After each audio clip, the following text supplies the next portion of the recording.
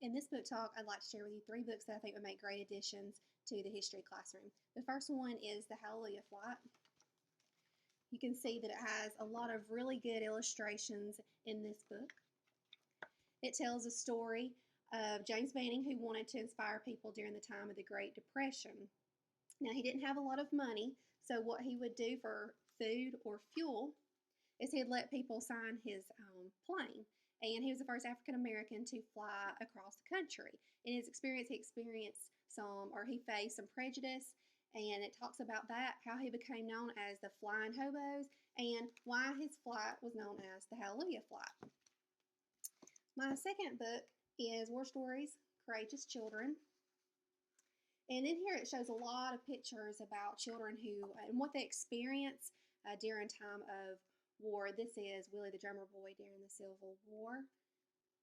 It also has pictures during World War II, children that were in the concentration camps. And I think having these pictures of children will help students in the classroom better be able to relate when teachers are talking about the effects of war.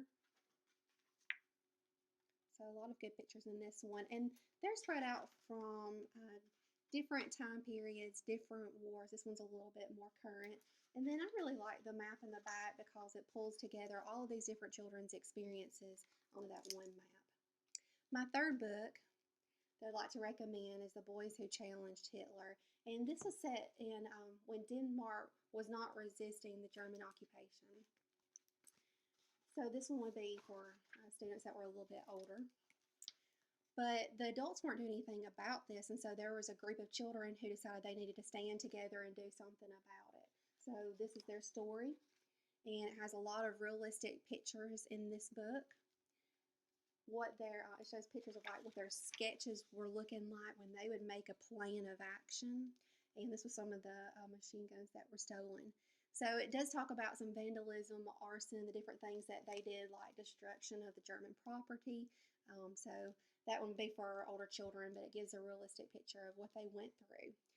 I think these are great books for several reasons. One of them being that I think it really hits a lot of course of study objectives that teachers are having to cover in the history classrooms.